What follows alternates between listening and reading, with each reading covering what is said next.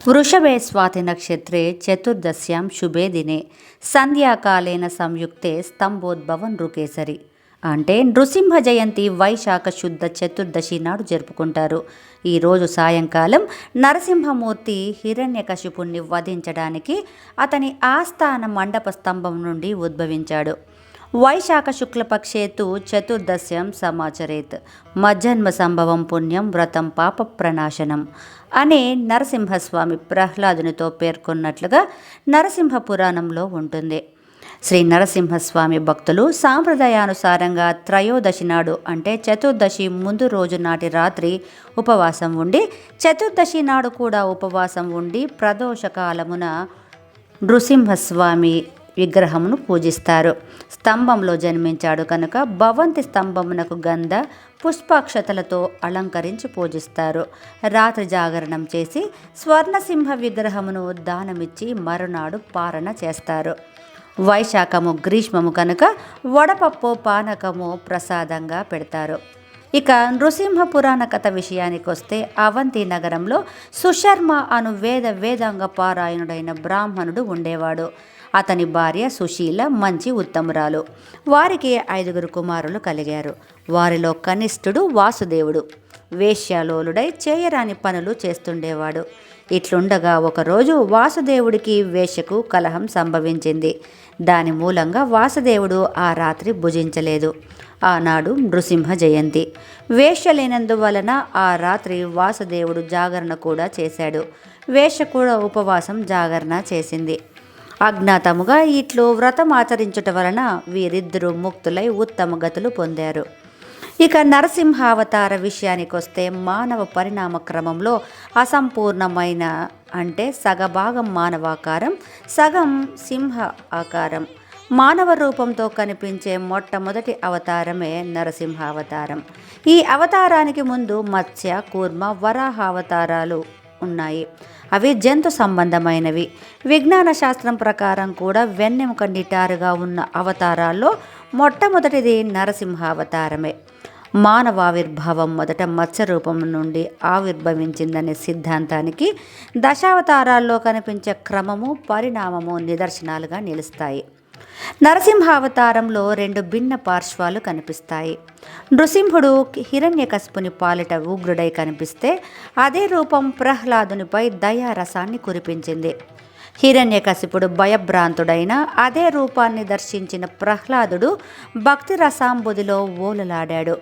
హిరణ్యకశిపుడు, ప్రహ్లాదుడు వీరిద్దరిలో ఎవరు ధైర్యవంతులు అంటే, భుజబలం ఉన్నప్పటికీ మానసిక శక్తులు లేని హిరణ్యకశిపుని కన్నా బాలుడైన ఆత్మశక్తి ద్వారా సంపాదించిన భక్తి బలంతో ప్రహ్లాదుడు ఉగ్ర భీకర నృసింహ స్వరూపాన్ని చూసి భయపడలేదు. అలాగే హిరణ్యకశిపుడు కోరిన కోర్కెలు, విషయవాంఛలపై ఎంతగా ప్రలోభపడినా చివరికి ఏదో ఒక రూపంలో అవి మనల్ని కాటేయక మానవు అని తెలియజేస్తాయి.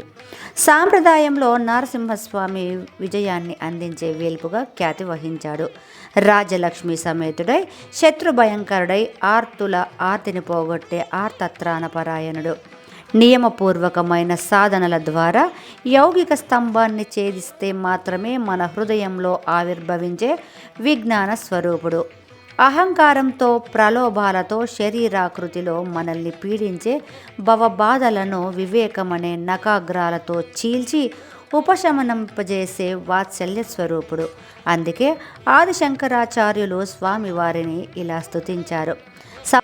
సంసార సాగర విశాల కరాళ కాళ నక్రగ్రహగ్రసన నిగ్రహ విగ్రహస్య వ్యగ్రస్య రాగరసనోర్మిని పీడితస్య లక్ష్మీ నృసింహ మమ దేహి కరావలంబం. నరసింహావతారం తక్కిన అవతారాల కన్నా చాలా విశిష్టమైనది. తాను ఆర్తత్రాణపరాయణుడు, భక్తజన పరిపాలకుడు అని నిరూపించే అత్యంత అరుదైన అవతారం. తన భక్తుడు ఏ వైపైతే వేలు చూపడం ఆపాడో అక్కడ నుండి అవతరించి తన భక్తుడి నమ్మకాన్ని నిరూపించిన భక్త పరాధీనుడు. క్షణాలలో క్రోధాన్ని ఆవహింపచేసుకొని తమోగుణ ప్రధాన రూపమై తానే రుద్రుడై వచ్చాడు.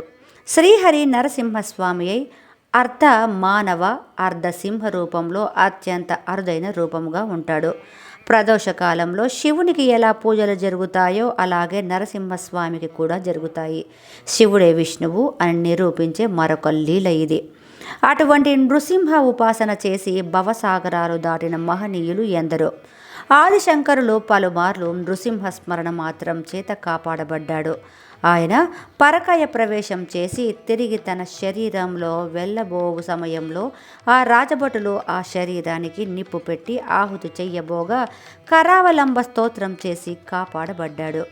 ఒకసారి ఒక వ్యాధుడు ఆయన శిరస్సును కోరి ఆయన ధ్యానమగ్నుడై ఉన్నప్పుడు తల నరకబోగా ఆయన శిష్యుడు చేసిన నృసింహ స్తోత్రానికి ప్రత్యక్షమై వారిని రక్షించారు.